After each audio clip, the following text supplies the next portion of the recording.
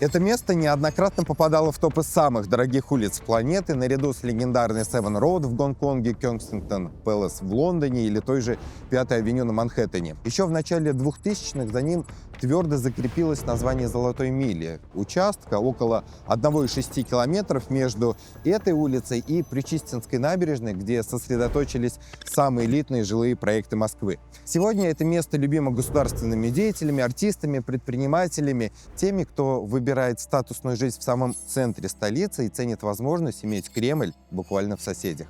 Добро пожаловать на Остоженку!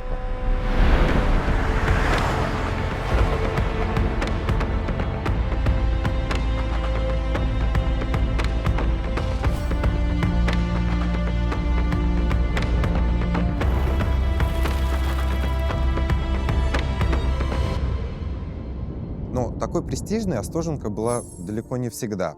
Само название связывают с низменной местностью Москвы-реки, где располагались заливные луга и покосы. Сено традиционно здесь сушили в стогах, отсюда и пошло Остожье, что буквально означает место, где сушили стога сена. Исторически левую часть Остоженки занимали небогатые дома и склады, а на правой, которая была ближе к солидной Причистенке, встречались уже более зажиточные дворы. В 17 веке здесь в основном селились мелкие торговцы и небогатая интеллигенция, а московскую знать, несмотря на близость к Кремлю, эта улица все же не привлекала.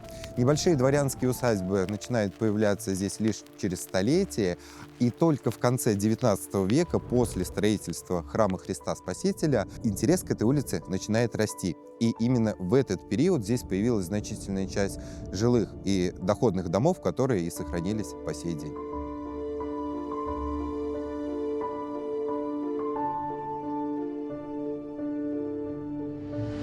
Каждый дом на Остоженке хранит свою историю не в архиве, а прямо в камне. Вот, например, особняк в Первом Обыденском переулке. Здесь находится дом матери Ивана Тургенева, который послужил прообразом усадьбы в рассказе «Муму». Тут же чуть дальше находится доходный дом купца Якова Филатова с перевернутой рюмкой на крыше.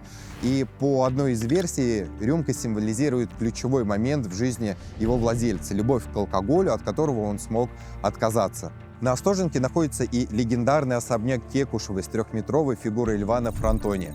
По мнению ряда исследователей «Мастера и Маргариты», именно здесь жила главная героиня романа Булгакова. И вообще здесь достаточно много есть интересных построек, про которые можно снять еще один часовой выпуск.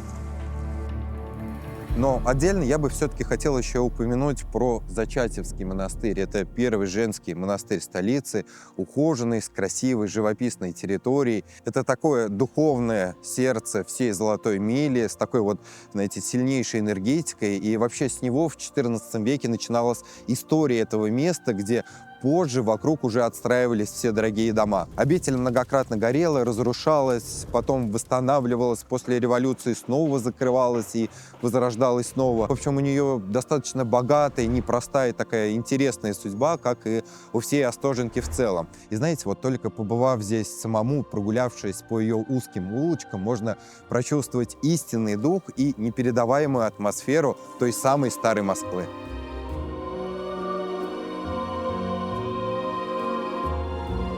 Мы переместились на пересечении 2 и 3 Обыденских переулков. Это тихая и, пожалуй, самая престижная часть района Остоженки. Почти без туристов, совсем с небольшим автомобильным трафиком. И именно тут, бок о бок с домом Перцовой, шедевром художника Сергея Малютина, посольствами иностранных государств и храмом XVI века Илии Пророка Обыденного, то есть возведенного об един день за день, на финальной стадии полным ходом идет строительство одного из самых роскошных домов в Золотой миле, клубного дома Обыденский номер 1 от девелопера Sminex. Сегодня мы не просто с ним познакомимся, но и сможем взглянуть на супер эксклюзивный лот Grand Penthouse с огромной террасой и потрясающими видами на все знаковые объекты Москвы. Но давайте обо всем по порядку.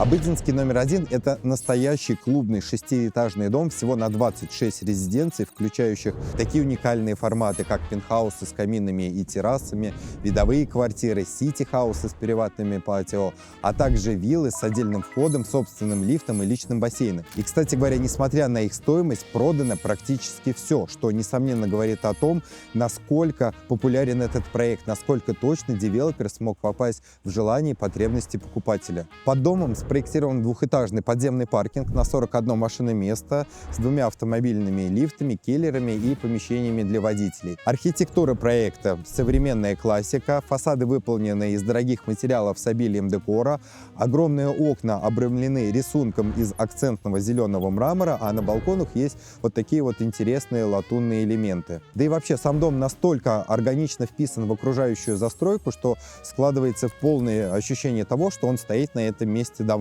На первом этаже гостей встречает роскошное лобби, выполненное в стилистике пятизвездочного отеля, с такой вот красивейшей винтовой лестницей и потолками 6,5 метра, что в свою очередь позволило разделить пространство на 2 уровня. На первом будет ресепшн с консьержем и лобби-бар, а на втором лаунж с библиотекой. Резидентам доступна уникальная для такого рода домов инфраструктура по стандартам перфекционистов Fine Development. Это и Fit Lab, бесплатный спортзал, и Kids Lab, детские и развивающие игровые пространства, поделенные на несколько возрастных групп. На внутренней территории расположился камерный всепогодный двор-сад с водной гладью, каминами и водопадами, где можно расслабиться и прекрасно провести время на уютной мебели и гамаках в окружении зелени. В части инженерии здесь задействованы, естественно, самые технологичные системы кондиционирования, очистки и увлажнения воздуха, воды, вентиляции, но отдельное такое скрупулезное внимание Sminex уделяет и самим планировкам. Знаю этот факт по многим проектам застройщика, они одновременно и очень эргономичные, и функциональные. И, как говорит сам Sminex, они изначально проектируют продуманные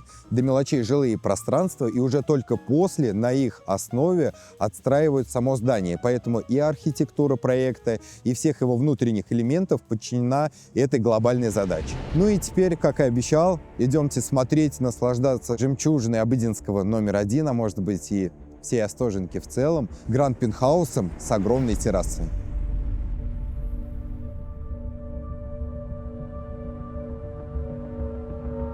Я даже вот по запаху вот бедностью, да, вот пахнет вот уже. Бедностью у тебя химка.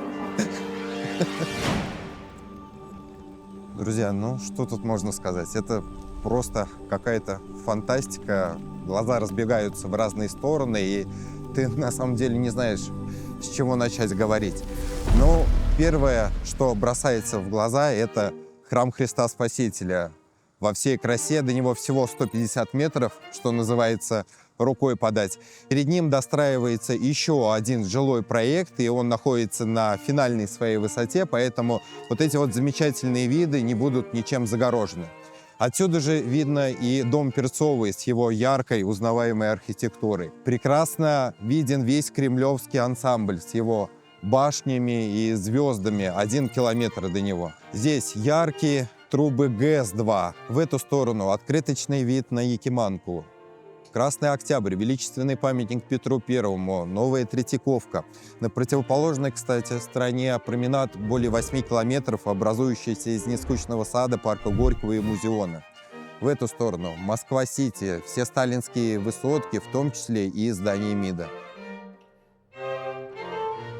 По структуре это 2 отдельных пентхауса, но их можно приобрести как по отдельности, так и объединить в единый гигантский лот. В таком случае площадь первого уровня будет около 800 квадратов, плюс дополнительно 550 квадратов – это терраса на кровле.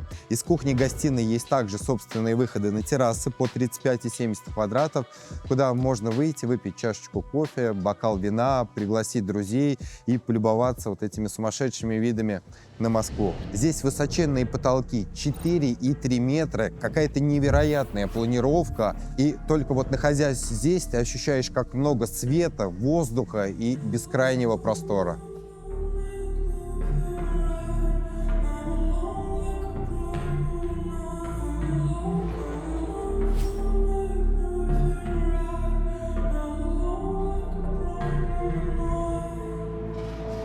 Вот и все.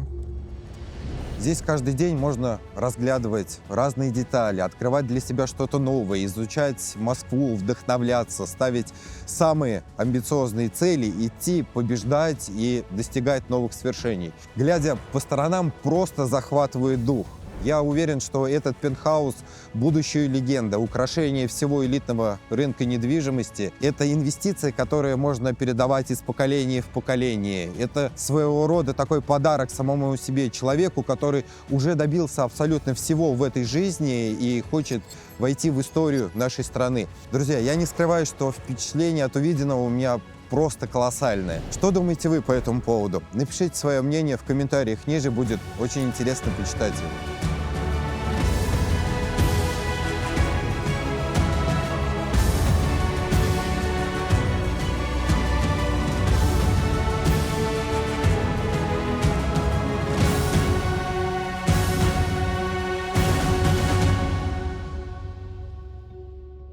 На этом у меня все. Спасибо, что досмотрели это видео до конца. Если вам понравился клубный дом Обыденский номер 1, в частности этот пентхаус, я с радостью проведу вам экскурсию по нему вместе с девелопером. Пишите, мой WhatsApp есть в описании. Подписывайтесь на мои социальные сети и на этот канал. Здесь я обсуждаю все тонкости рынка недвижимости, говорю про архитектуру, рассказываю про старты новых объектов и показываю самые красивые и самые яркие проекты современной Москвы и Дубая. Я вам всем желаю самого прекрасного настроения и уже по традиции напоминаю, покупая квартиру, вы приобретаете не просто квадратные метры, вы приобретаете образ жизни. Выбирайте его правильно, в чем я с большим удовольствием вам всегда помогу. Будем на связи и увидимся в новых выпусках.